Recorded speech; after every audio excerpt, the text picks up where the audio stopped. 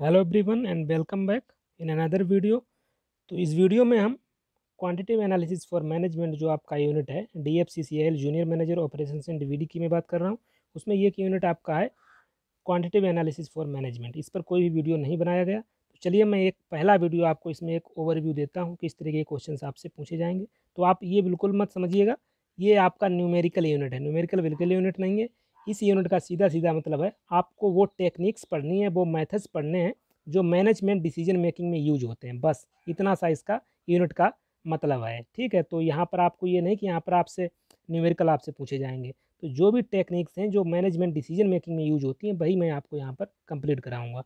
तो चैनल को अगर आप पहली बार आए हैं तो चैनल को सब्सक्राइब कर लीजिए और ज़्यादा से ज़्यादा चैनल को सब्सक्राइब करवाइए, जिससे कि जो लाइव वाला ऑप्शन है वो खुल जाए। जैसे ही लाइव खुलेगा तो मेरा तो प्लान ये है कि ये यूनिट जो है आपकी क्वांटिटेटिव एनालिसिस फॉर मैनेजमेंट, इसको लाइव पढ़ाया जाए तो अच्छा समझ में आपके आएगा, क्योंकि ये थोड़ा न्यूमेरिकली है। न्यूमेरिकल नहीं पूछा जाएगा फिर भी एक बेसिक सा आइडिया तो दिमाग में होना चाहिए कि ये चीज़ कैलकुलेट कैसे करते हैं। कोई भी हो, मीन मीडियन मोड हो, रिग्रेशन या कोरिलेशन हो, काई स्क्वायर हो, ये सभी चीज़ें आपको एक वेरिएंस, स्टैंडर्ड डेविएशन, इन सभी चीज़ों का एक बेसिक आइडिया आपके दिमाग में रहना चाहिए। तो आप ज़्यादा से ज़्यादा चैनल को सब्सक्राइब करवाइए, वीडियो को लाइक करिए, जिससे कि ये जो लाइव वाला ऑप्शन खुल जाए फिर हम डायरेक्ट सामने आके आपको इन चीज़ों के बारे में अच्छे से बता सकें। तो चलिए इसमें एक बेसिक सा आपको मैं आइडिया दे देता हूँ किस तरह के क्वेश्चंस आएंगे। 12 क्वेश्चन मैंने इसमें लिए हैं, इंपॉर्टेंट क्वेश्चन है, तो आप वीडियो को पूरा देखिए।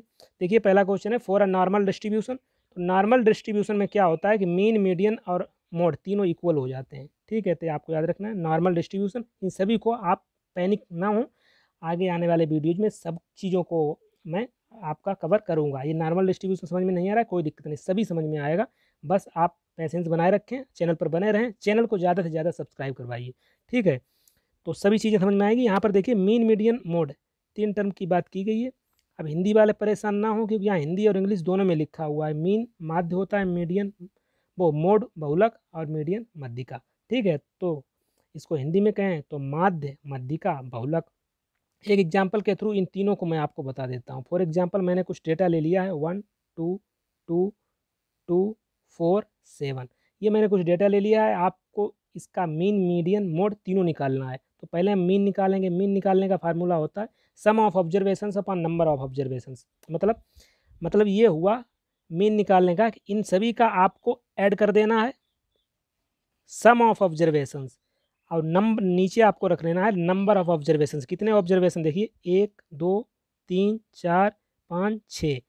ठीक है, तो बस ये आपका मीन का फार्मूला, इससे आप मीन कैलकुलेट कर सकते हैं। तो कर लीजिए 7 4 11, 2 13, 2 15, 2 17, 1 18 डिवाइड बाई 6। तो ये 3 आपका निकल के आ जाएगा क्या, मीन। तो मीन का ये सिंपल सा फार्मूला है। अब बात करेंगे हम मीडियन की। तो यही डेटा हम वही रखते हैं जो मैंने लिया था 1 2 2 2 4 7। अब मीडियन की बात करें तो मीडियन के यहाँ पर दो फार्मूले होते हैं, दोनों आपको याद रखने हैं। एक तो होता है देखिए एन, एन जो होता है नंबर ऑफ ऑब्जर्वेशंस। यहाँ पर कितने ऑब्जर्वेशंस हैं देखिए, यहाँ पर कितने हैं 1 2 3 4 5 6। ठीक है, यहाँ पर 6 हैं। तो यहाँ पर मीडियन के दो फार्मूले होते हैं। एन, एन जो नंबर ऑफ ऑब्जर्वेशंस ऑड हैं या इवन है, तो ये नंबर ऑफ ऑब्जर्वेशंस इवन है।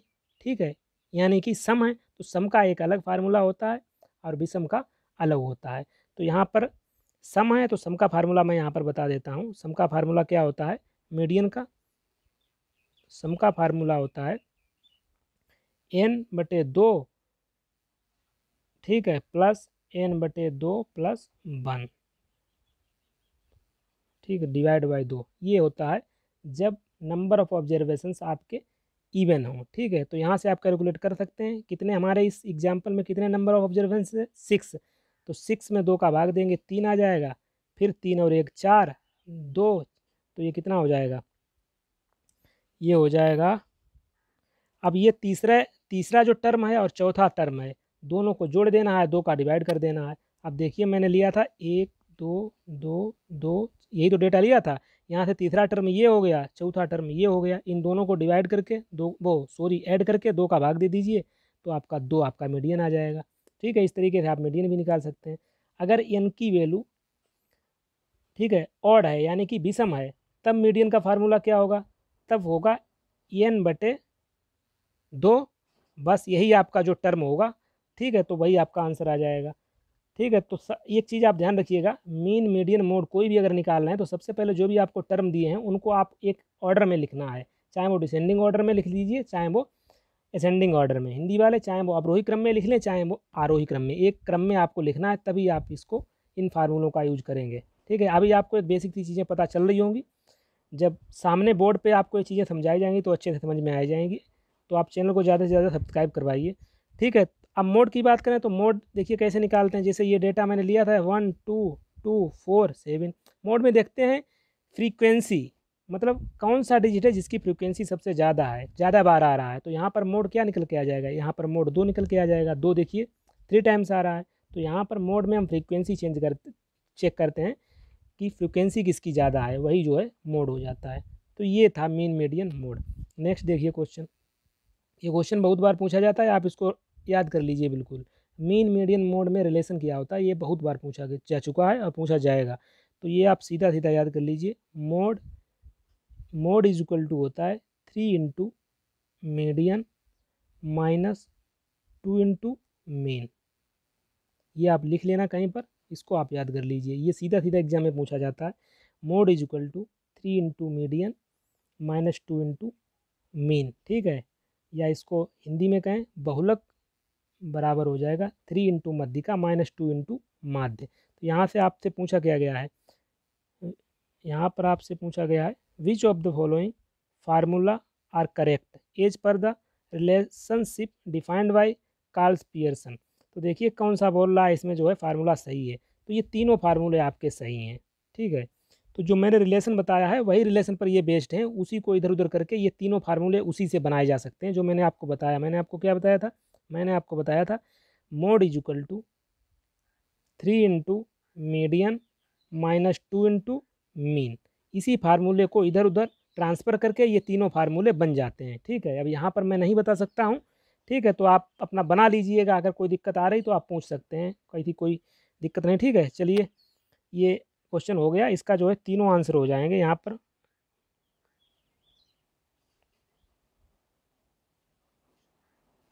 चलिए आगे देखिए next question. Next question, which of the following is not a part of measuring the central tendency. तो सेंट्रल टेंडेंसी को वेटेड एवरेज कॉस्ट, बिल्कुल मीन मीडियन हार्मोनिक मीन, इन सभी से जो है सेंट्रल टेंडेंसी को मेजर कर सकते हैं, लेकिन काई स्क्वायर टेस्ट जो है इसको जो है सेंट्रल टेंडेंसी को मेजर नहीं कर सकते हैं। ये जो है हाइपोथेसिस टेस्टिंग की टेक्निक है। यहाँ इससे क्या करते हैं, किसी भी हाइपोथेसिस को टेस्ट करते हैं कि वो हाइपोथेसिस ट्रू है और फॉल्स है।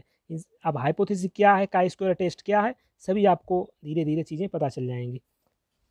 नेक्स्ट देखिए, the middle value of an order array of number is. तो मिडिल वैल्यू क्या होती है, मीडियन होता है, सीधा सीधा आपका आंसर आ जाएगा।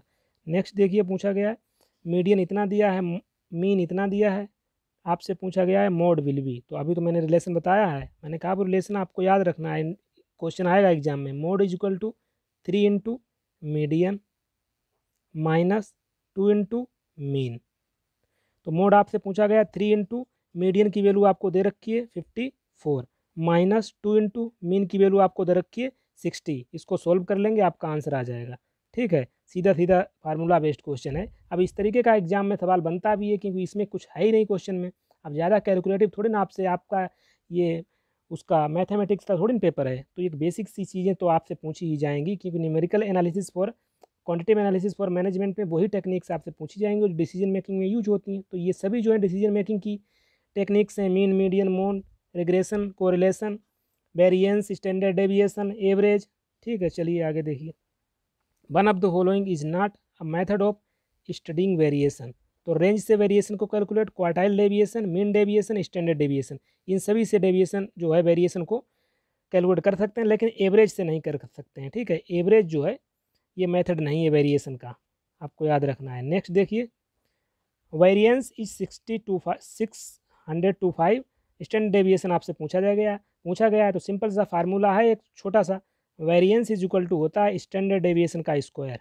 ठीक है, ये आपको याद रखना है, variance is equal to standard deviation का स्क्वायर होता है। यहाँ से आपसे क्या पूछा गया, वेरिएंस की वैल्यू आपको दी रखी है कितनी, 625, और स्टैंडर्ड डेविएशन आपसे पूछा गया। जब स्क्वायर रूट यहाँ से स्क्वायर हटाएंगे तो यहाँ पे स्क्वायर रूट आ जाएगा, तो स्टैंडर्ड इसका 6 to 5 का स्क्वायर रूट कितना होता है 25। तो यही आपका आंसर आ जाएगा, स्टैंडर्ड डेविएशन आपसे पूछा गया है। तो ठीक सिंपल सा एक फार्मूला है, variance is equal to standard deviation का स्क्वायर। तो इस तरीके के क्वेश्चन में एग्जाम में बनेंगे। सिंपल से हैं, देखिए a shopkeeper wants to stock shoes, the best suitable average for him will be. एक दुकानदार है, वो जो है जूतों का स्टॉक करना चाहता है, तो कौन सी टेक्निक इसमें से वो फॉलो करेगा, अर्थमेटिक मीन, मीडियन, मोड। ठीक है, तो कौन सी टेक्निक करेगा, मोड। कैसे, मोड में अभी मैंने बताया मोड में क्या होता है, जिसकी फ्रिक्वेंसी ज़्यादा होती है वही मोड होता है। अब जो शॉपकीपर है जूतों को सेल कर रहा है, तो वो फ्रीक्वेंसी चेक करेगा ना कि कौन सा जूता ज़्यादा, कौन से ब्रांड का जूता ज़्यादा बिक रहा है, वो फ्रीक्वेंसी चेक करेगा। जिस ब्रांड का जूता ज़्यादा बिक रहा होगा उसी को अपने पास वो ज़्यादा स्टोर करेगा, तो सीधा सीधा है वो मोड का यूज करेगा। ठीक है, तो ये देख रहे हैं डिसीजन मेकिंग में ये सभी चीज़ें यूज होती हैं, तो यही आपके एग्जाम रिलेटेड है। आगे देखिए, इन अ सिमेट्रिकल डिस्ट्रीब्यूशन, तो सिमेट्रिकल डिस्ट्रीब्यूशन अभी आप पहले क्वेश्चन था, इसमें मीन, मीडियन और मोड की वैल्यू आइडेंटिकल हो जाती है। नेक्स्ट देखिए, from the following identify the test which can be used both as parametric and non parametric. तो काई स्क्वायर टेस्ट एक ऐसा टेस्ट है जो पैरामेट्रिक भी है और नॉन पैरामेट्रिक है। ठीक है, आप टेंशन ना लें, ये पैरामेट्रिक नॉन पैरामेट्रिक धीरे धीरे चीज़ें आपकी सब समझ में आ जाएंगी। ये बेसिक पहला एक वीडियो था, इसमें एक आपको आइडिया दिया गया, क्योंकि अभी आपके दिमाग में चीज़ें नहीं फीड थी कि क्वेश्चन किस तरीके से आएंगे क्वांटिटेटिव एनालिसिस फॉर मैनेजमेंट से, तो ये ही क्वेश्चन आपके आएंगे। तो ये एक और क्वेश्चन देखिए क्या दिया है, इस क्वेश्चन में क्या पूछा गया, arrange the following in ascending order in test of hypothesis. किसी भी हाइपोथेसिस को टेस्ट करने के लिए आपको ऑर्डर में इसको लगाना है। तो सबसे पहला काम होता है किसी भी हाइपोथेसिस को टेस्ट करने के लिए कि एक हाइपोथेसिस को सेट तो पहले करो, कोई हाइपोथेसिस बनाई जाती है सबसे पहले, उसके बाद क्या एक लेवल ऑफ सिग्निफिकेंस को डिटरमाइन किया जाता है। तो पहले पे ये हो गया, दूसरे पे ये हो गया, determining the level of significance.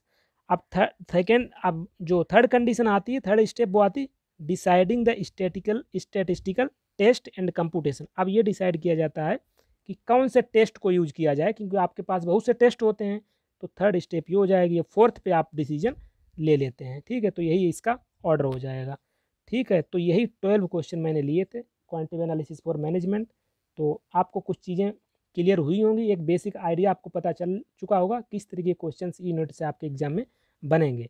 तो आप चैनल को ज़्यादा से ज़्यादा सब्सक्राइब करवाइए, जिससे कि हम इस यूनिट को लाइव पढ़ सकें, क्योंकि लाइव पढ़ेंगे तभी ये यूनिट आपके समझ में आएगी।